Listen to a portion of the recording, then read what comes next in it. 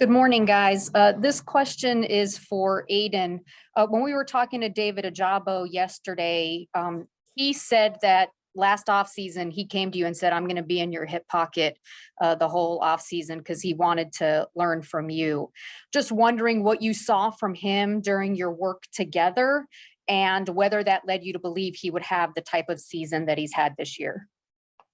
Yeah, that's right. Every day in that off season, he was right with me that whole time, and he committed to it every day, and even the days that it was very difficult. So I mean, he was grinding his ass off this whole off season. So all the awards and accolades that he's getting right now, I mean, he completely deserves.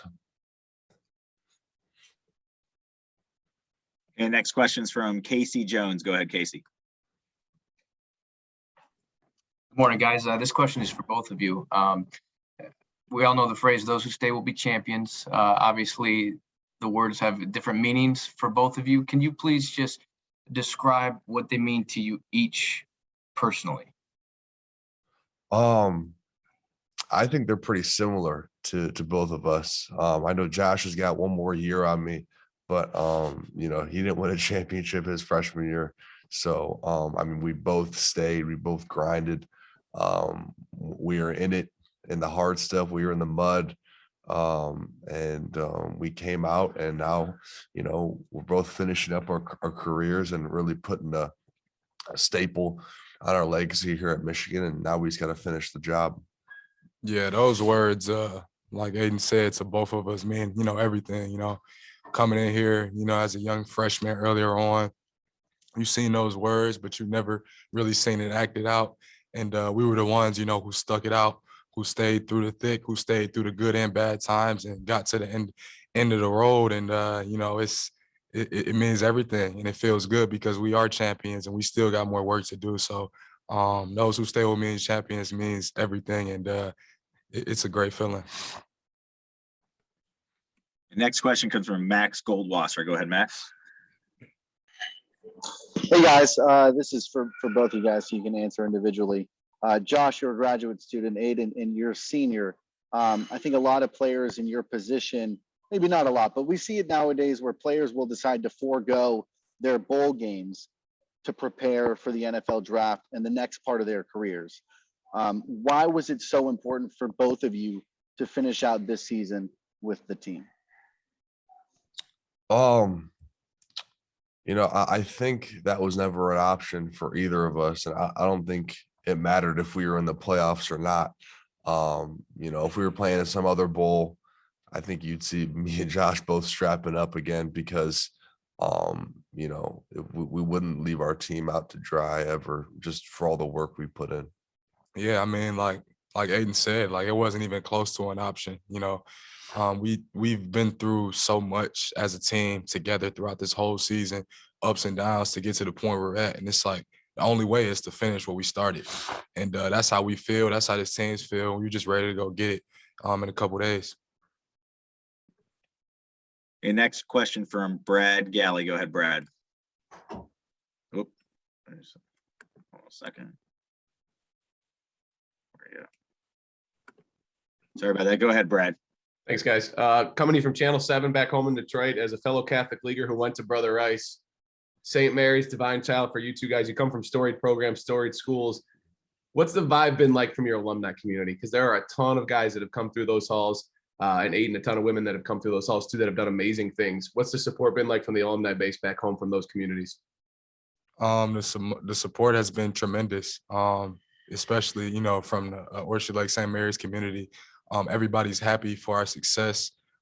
Everyone's happy to see what not only myself is doing, but also the team and how we're succeeding and pushing forward. And they just wish for the best and wish us to, go get it this next game and have our best game.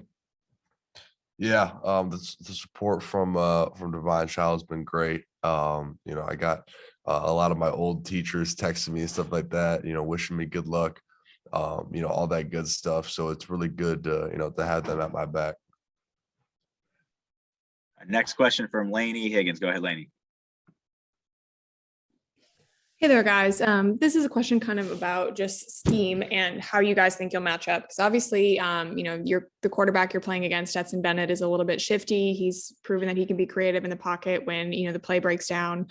And I'm curious, just how you think the strengths of this Michigan defense match up against what Georgia's offense is going to throw at you. I think the strengths of this Michigan defense match up really well. You got a quarterback in Stetson Bennett who's a consistent quarterback and extends plays. And as a defense, we have to do a really good job, stopping the run first and second down and having a great game plan on third down and getting off the field. Yeah, Josh is right. He's a very mobile quarterback. So that's definitely a point of emphasis. But first things first, we got to stop that run game. That's definitely the point of emphasis. And then get him to third and long and let us rush the passer and get after it. Next question's from Bob Wojnowski. You go ahead, Bob. Yeah, for both of you guys, Josh and Aiden, you're both local guys, grew up around Ann Arbor, around Michigan in the area, and you talked about bringing back the culture, bringing back what Michigan was. Was there ever a time where you really wondered if it was going to get back to a stage like this? Hadn't won a Big Ten title in several years. Did you ever wonder if you'd get back here? From the beginning, after last season, after we finished up on the season we had last year, coming into this year, it was, what are we doing today to beat Ohio State? What are we doing today to make the best possible, make us the best ourselves and make this team the best we possibly can do as leaders, as a team, as a culture, as a vibe. And we just grinded and put our head down and worked through spring ball, through camp, and through the beginning of the season, through the thick of the season, through the meat and potatoes in the season. So honestly, it never really was a wonder of like, oh, could we not, or could we get here? It was just like, we about to keep grinding and working and keep making ourselves better, keep getting the best we possibly can as a team. And we're going to look up and see where we at. And we here now. So it's a great feeling. Yeah. Just thinking about it, I know that was always a goal of ours, to beat Ohio State, to win a Big Ten championship. But, when you're in the thick of it, when you're in the meat and potatoes, when you're in the meat and potatoes of everything, it's hard to see that light at the end of the tunnel, because it was dark there for a while now. And it was just us grinding and getting after it, not knowing what was going to happen, not knowing the outcome. I think that's what makes us so special is the way that we worked when we didn't win a single game. That's when I knew this team was special. And now we're sitting here, Big Ten champions competing for a natty. So this team has really come so far. Don't get no better than this at all. Our next question is from Zach Shaw. Go ahead, Zach. Hey guys, obviously you two have been starting for a while, but I think there's been 10 starters on the defensive side of the ball who started for the first time this season. David Ajabo, DJ Turner, Rod Moore, a lot of guys who actually really did well. What do you think was the key to having so many either young players or players who hadn't been able to contribute much, not only step in games, but step in as well as they did? Personally, I feel it was number one, just the culture that was put in place in the offseason, how we worked, how we came together, how we rallied, and not only the culture, but the work ethic and attention to detail, especially from the younger guys on our team, how they attack the film room, how they attack on bettering their craft every single day before the season even started. Spring ball, summer, camp, all these times where nobody sees what's going on, but we do, and we putting our most work in. And now people are seeing the light of, what we capable of, how much better we've gotten, moving into this game. Yeah, I think that goes to show really the attention to detail, like Josh was saying, with these guys who haven't started, because a lot of them I didn't think would start this season or get that opportunity to, but injuries happen, things happen, and then guys step up and they just make plays. So I think that's what's crucial is they understand the defense, they understand the scheme, and they're very elite in their preparation. Next question is from Tim Reynolds. Go ahead, Tim. Good morning, guys. Aiden, Kirby's smart. told a story a few weeks ago. He got home from the SEC title game. His 9-year-old son was watching Michigan, and the kid couldn't wait to tell him all about you and all about your stats and all about what he thought of you as a player. I'm just curious, one, as a defensive guy, how cool has it been to get the attention that's deserved? And two, is it kind of a neat story that the 9-year-old son of the guy you're going against Friday night couldn't wait to tell his dad all about you and all that you've done this year? That's right. Yeah, when I heard that story, I was laughing and stuff. My dad told me, and we were both laughing about it. It's crazy that the head coach's son of the team you're about to play is a very big fan of you. So I mean, it's a blessing. It's really cool. So yeah, it was really a funny thing, and maybe I'll meet his son after the game. Our next question for Angelique Chenglis. Go ahead, Angelique. Aiden and Josh, Josh Gaddis has said that the offensive line is the heartbeat of this team and maybe any team in general. But do you agree with that assessment? And what has this offensive line shown you guys in the fourth quarter? They played a lot of fourth quarter games and held pretty stout, and that was a difference from previous years. Yeah, I mean, just I would definitely agree. Like, our offensive line is the heartbeat of this team, and just kind of sums up what our team is about. You just see a group of guys, and it's not only on the field, it's off the field, together everywhere they go, eating food together in the dining halls, literally in the hot tubs together every time in the morning, like contrasting it together. And then you see them go out on the field and you see how well they work together, and not only how well they work together, but how tenacious they are. And how physical they are. And it's just, a testament to those guys and the work they put in, Coach Moore, all those guys, and, being the best offensive line in the country. I'm just so blessed and thankful to have an offensive line like that on my team, and also to compete with guys like that every single day, because it makes me better as well.